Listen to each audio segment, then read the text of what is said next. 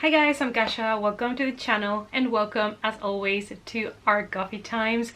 We are here today to talk about one of those movies that I was super excited about coming out in 2021, and that is Willy's Wonderland. He came, he cleaned, he drank all the pop, and he left.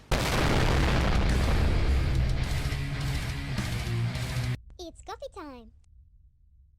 I was really excited about this movie because honestly, all that I wanted from this movie is my favorite Nicolas Cage and also just a lot of fun. Now, this movie, I went into it without expecting it to be too serious, without expecting this movie to be anything extremely original. I just went in to have a good time, and that is exactly what I got. I feel like this review is going to be one of those short ones. As always, it's going to be spoiler free. If you're new here, please consider before you leave subscribing to the channel. It's completely free.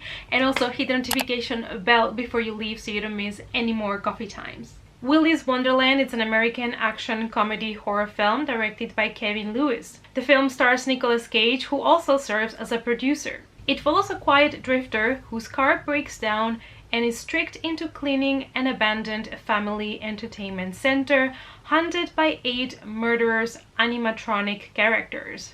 As we all know, this movie was supposed to come out actually in October 2020, right for Halloween, but it was pushed to 2021 and it was released on video on demand because of the current situation that we have. And I am so glad that I finally got access to this movie because, like I said, I was really expecting this one, and boy was I happy once I watched it. Nicolas Cage plays a badass character that from the very beginning doesn't say a word, and all you can see is this funny smirk that he has on his face. And honestly, that's what actually made his character hilarious, and he didn't even have to open his mouth. It kind of reminded you to one of those like strong male characters from the westerns that was super serious, and in a way he is kind of, you know, a cowboy here, also coming to save the day. His character is really ridiculous, and honestly this is exactly the Nicolas Cage that I wanted to see in this movie. I didn't know that he was gonna be mute for the whole movie, but honestly I didn't even care. So his character is driving his fancy car and he has a flat tire. So he basically ends up in this really small teeny tiny town, and they tell him, hey, we're gonna give you a deal. We're gonna fix your car for free, and in exchange we only need you to do something really small for us. We're gonna lock you up all night in this entertainment house that is completely, you know, broken down, decrepit, and nobody wants to go in there, but hey, we're gonna lock you there for the whole night. All you have to do is clean it up, and when morning comes your car will be fixed and you're able to go. Now, does this sound like a good deal? Does this sound like there is nothing there to try to trap him? Come on. Of course, this movie can be easily compared with Five Nights at Freddy's, but honestly, I had kind of the feeling a little bit like this movie gave me Zombieland vibes, because on the one hand we have an older character played by Cage, and we have in Zombieland the character played by Woody Harrelson, and then we have a bunch of teenagers that bring up kind of like that typical slasher tropes into the movie. I don't know, in a way it kind of reminded me a little bit of the dynamics of Zombieland for whatever reason. So we all know that the character played by Nicolas Cage, which basically we just know as the janitor, he's there to fix the place overnight. He's supposed to just clean it up.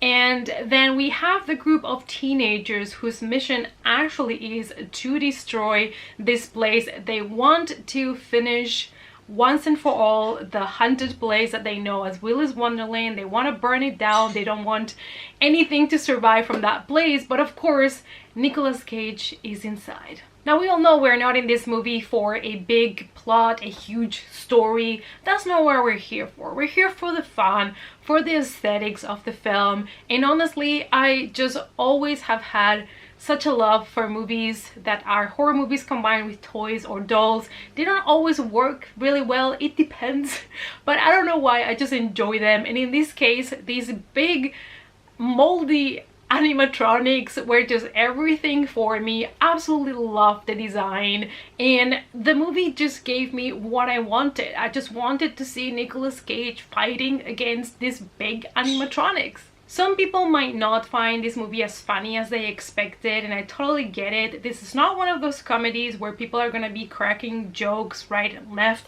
That it's not what this movie is about. Like, the humor here is completely different, but it's a humor that 100% works for me, and it comes from little things like Nicolas Cage never stops cleaning even though there's a lot of stuff going on around him and these monsters are coming out to kill them, but he keeps cleaning. It's like, this man is on a mission to clean this place and nothing's gonna stop him, and that's just hilarious to me. Also, this movie is not exactly your typical horror movie. Don't expect many like scary moments or jump scares, anything like that.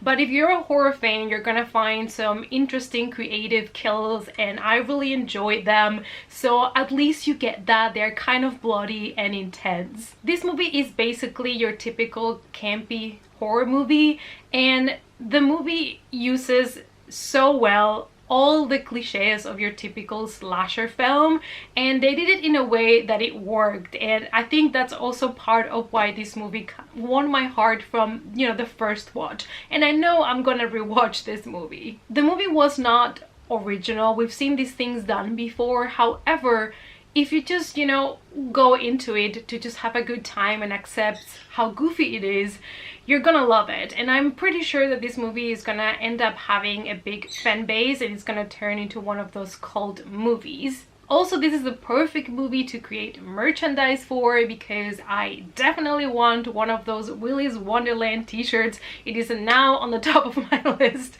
of things that I want to get for myself. And also, I feel like we could get part 2. I guess it depends on the cast and the studio if they can make it happen, but with that ending, with the tone of the movie, I would actually be up for a second part. Another thing that I really loved about this movie is the color, color grading, the different type of colors that they use. It's kind of like they were giving you different colors to set different moves when the movie needed it. At the beginning, when we are outside and he's traveling and gets to this small town, everything is kind of this yellow washed off filter kind of style that gives you more of a vintage look. Then when we get inside of Willy's Wonderland, we see rooms like the bathrooms are kind of like a greenish color, other rooms are more like purple, so it kind of takes these different colors that I just thought this movie was visually really pleasing for me. And I love how they use all of the colors also when it comes to the character design. The pacing of the movie could have been just a little bit more spot on, but to be fair, we do get action nearly from the very beginning, which I was really glad to see, because we are in this movie to see Nicolas Cage kick some ass. That's what we're here for, to be honest. I have come here to chew bubblegum and kick ass. And I'm all out of bubblegum. This movie is very straightforward. There is not too much to the story or to the plot. We do get to see the background of the place of Willy's Wonderland, which I really appreciated, that we got to see the full story of what happened in that place, the very dark story of that place. But most of the movie is just basically Nicolas Cage with a rad soundtrack kicking and beating up these animatronics. And I understand why for some people maybe the movie might be a little bit boring or repetitive, because that's basically what we're getting in this movie. Here's a warning that the birthday song might start to haunt your dreams. I'm pretty sure this song is gonna be stuck in my head, but I absolutely love how they combine, you know, more kind of rock tracks with like kids songs from these animatronics, and it made it all more fun. Talking about the animatronics, the design was just so good. They were completely different animals. It's not like it made sense that they were friends playing in a band, but there they were. And we have like an ostrich, an alligator, I don't know, it was just a lot of fun. There was this weird pixie with a weird face. She was kind of scary. I think the animals were the cutest one, and this kind of pixie, she was just wrong. That face was wrong.